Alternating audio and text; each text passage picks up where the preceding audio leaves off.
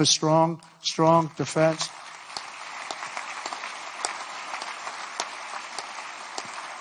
And in a little while, I'll be signing 4 new executive orders. First is that I'm directing our new Secretary of Defense, Pete Hegseth, who's going to be great, by the way. Thank you for the support. Thank you very much for the support. You really did support him greatly. I think he's going to be fantastic. I know him very well. I think he's going to be fantastic. He's what we need to immediately begin the construction of a state-of-the-art Iron Dome missile defense shield, which will be able to protect Americans. You know, we protect other countries, but we don't protect ourselves. And when Ronald Reagan wanted to do it many years ago, luckily we didn't. We didn't have the technology then. It was a concept, but we didn't. And now we have phenomenal technology. You see that with Israel. We're out of 319 rockets. They knocked down just about every one of them. So I think the United States is entitled to that. And everything will be made right here in the USA, 100%. And next, to ensure that we have the most lethal fighting force in the world, we will get transgender ideology the hell out of our military. It's going to be gone. In addition, we will stop our service members from being indoctrinated with radical left ideologies such as critical race theory. We're going to stop it. It's already been stopped. It's already been halted, totally halted. And finally, we will offer full reinstatement to any service member who was expelled from the armed forces due to the COVID vaccine mandate. And we will restore them to their former rank with full pay. And I think we're going to have a lot of people that join. And one thing I'll say, if you looked at our recruitment over the last week or so, 2 weeks, it's through the roof. You know, we were having a lot of people weren't signing. We were having a hard time recruiting people because they were looking at these people that they were supposed to be their leaders, and they weren't happy. They didn't like people that fall going upstairs. If you're going to fall, at least go downstairs from the plane. That triple fall. I used that thing in more ads.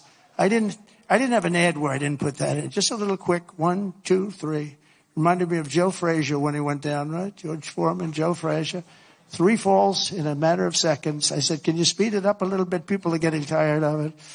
But no, we have now the best recruitment we've seen in a long time. There's a tremendous number of people wanting to sign up. January 20th, 2025 was a turning point in American history.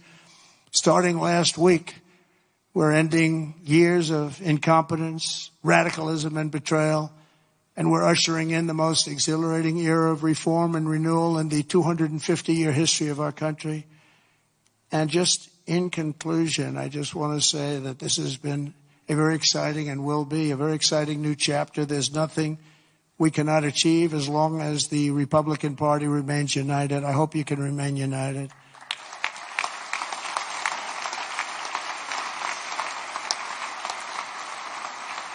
And it's one thing I give the Democrats a lot of credit for because, you know, they have lousy policy.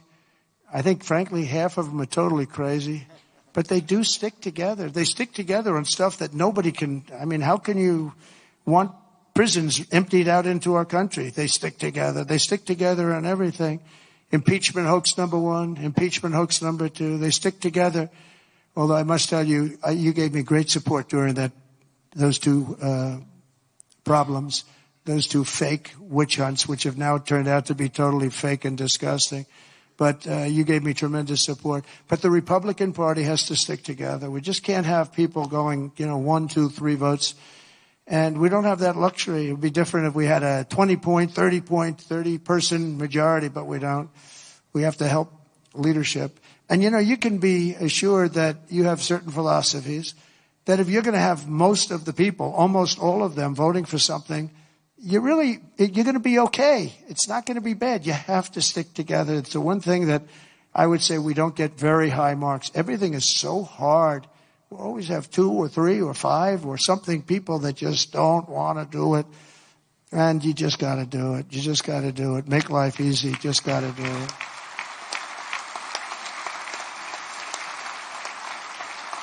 So right now we have a very special period because we have the House. We have the Senate, and we have the White House, and we're a team, and we're a really good team. And I appreciate so many times, and like even with Mike, I called 3 or 4 people, and they said, okay, sir, I'll do it. I'm going to vote. I'm going to vote positively, and they're very happy they did now. But when I called, we've gotten such a great response. We just had that happen with Pete Hegseth, and we have it happening with others. But we really appreciate it with the House. The House has been, it's a very difficult situation when you have that small a majority. But in a certain way, it brings you together. It actually can unify more than anybody would ever know. And a victory is sweeter, as they say, because of it. And I think we're going to have a lot of victories, but we have to stick together. We have to work together. We have to fight together. And we're going to win together. We're going to win like never before. We have a chance to win like never before. As long as we stay united, the 119th Congress will be remembered as the most successful and accomplished Republican majority in American history. I believe that. I think we have a chance of doing it. Right? And in January 2027, we will have a larger Republican House, a larger Republican Senate, and our country will be richer, safer, stronger, prouder, greater, freer, and ever before. I really think that we're going to have some big victories coming up, and I'm going to be helping every single one of you. I'm raising a lot of money, and I want to use it for the House, and I want to use it for the Senate. I've raised a lot of money. And, I told my people, we raised $1.7 billion. They raised $2.6 billion. They have the unions with, checkoffs, which is always tough, $10 a month times millions and millions of people. And then we won. And we won by a lot. And they wanted to go out, and they still haven't raised it. They're trying to raise $28 million. They cannot raise 10 cents. It's good to win, I will tell you. It's really good to win, but they can't raise money. But I told my people the morning after. Now, normally, because we have so many donors here and so many people that I love and respect, a lot of great friends of mine, but I told my people, Meredith and Susie. By the way, how good is Susie? The Ice Maiden. Where is the Ice Maiden? She is so great. She is so great. Stand up, Susie. The Ice Maiden, ladies and gentlemen.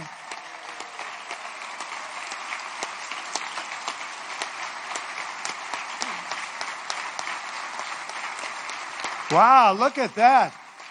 Most powerful woman in the world, they say. Most powerful woman in the world. She's made of ice. She's great. No, when I came to Florida, Florida was a Democrat state. Had a Democrat governor. They had one Democrat senator. It was largely a Democrat state. And through various reasons, I ended up with Susie running the campaign, and she was unbelievable. We won it in a landslide. And then the second time, we won it in an even bigger landslide. And when it came time to choosing somebody to run the campaign, the whole campaign, I said, what about Susie from Florida? She'd never lost. I won every primary.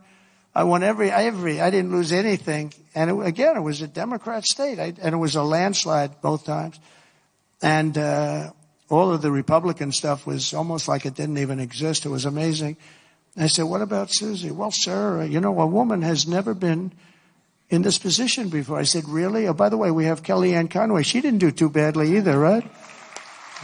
She did a great job, 2016. And when it came time to chief of staff, do you know that there has never been a woman chief of staff? But there is now. There is now, right?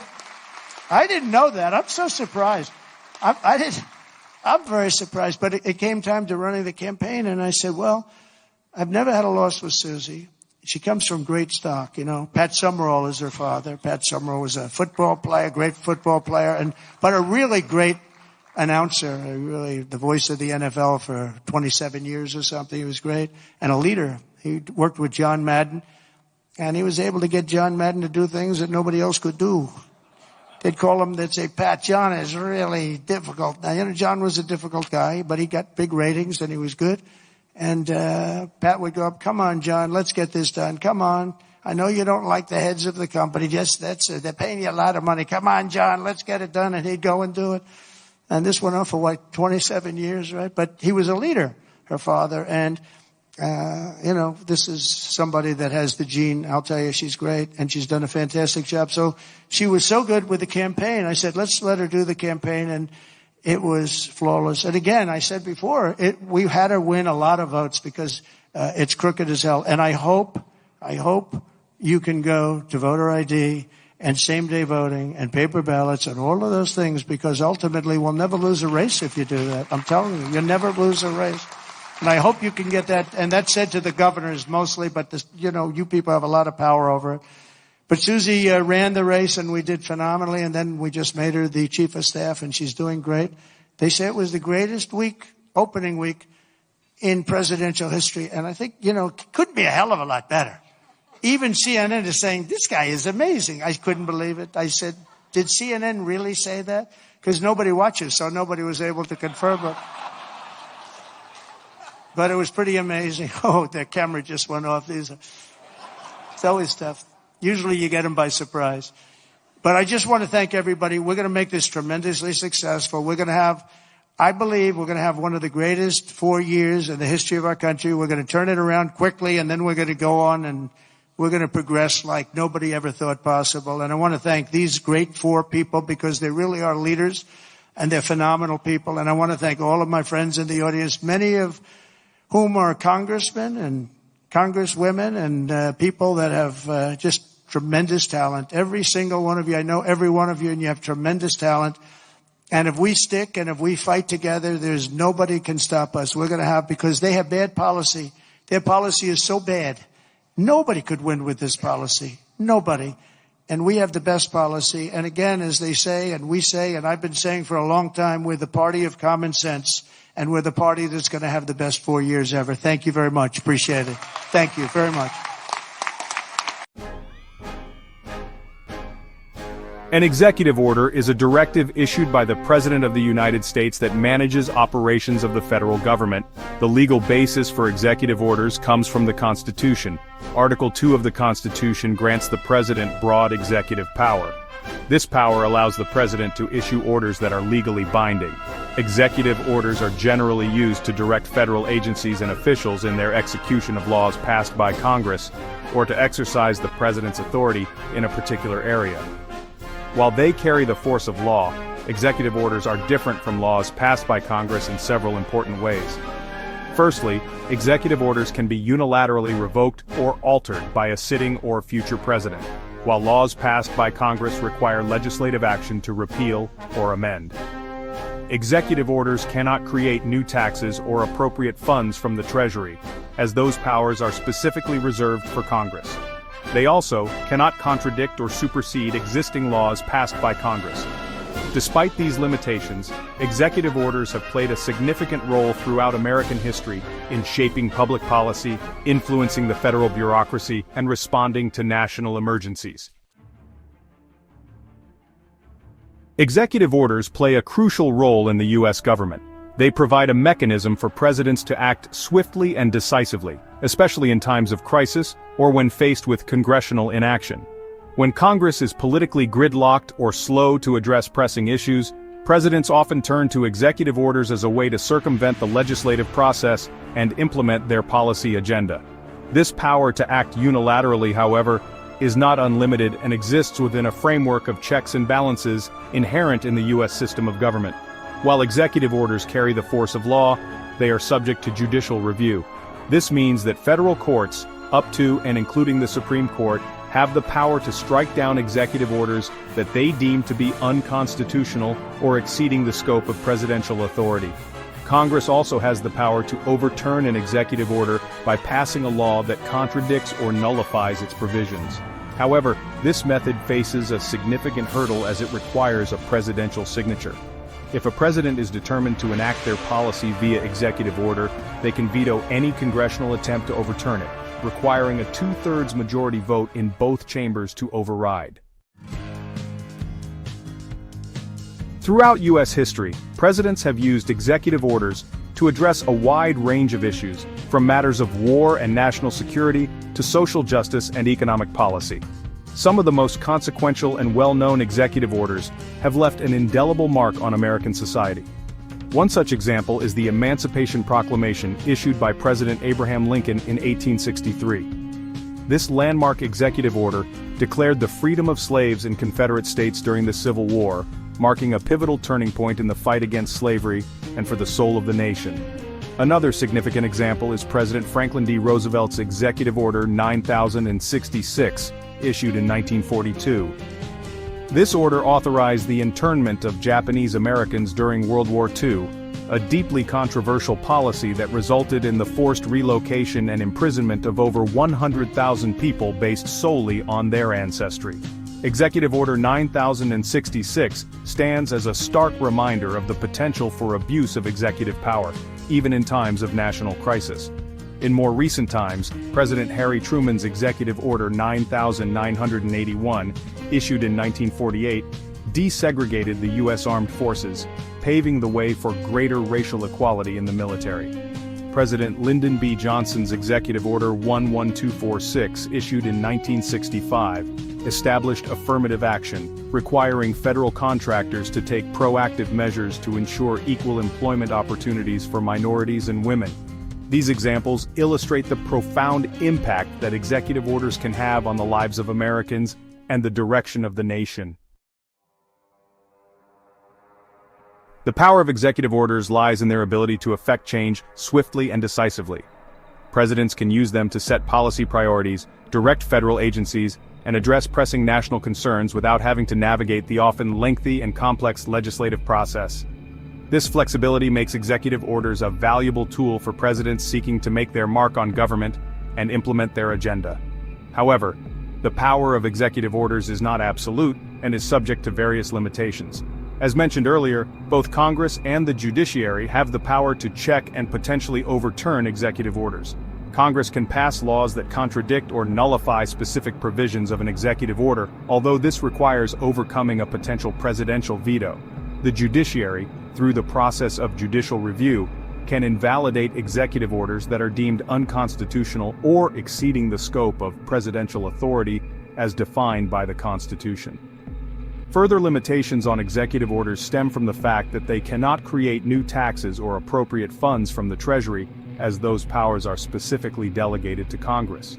They also cannot contradict or supersede existing laws passed by Congress. Despite these limitations, executive orders remain a powerful tool for presidents seeking to shape public policy and exert their influence on the federal government. The use and legacy of executive orders continue to be a subject of debate and scrutiny, reflecting the ongoing tension between presidential power and the checks and balances inherent in the U.S. political system.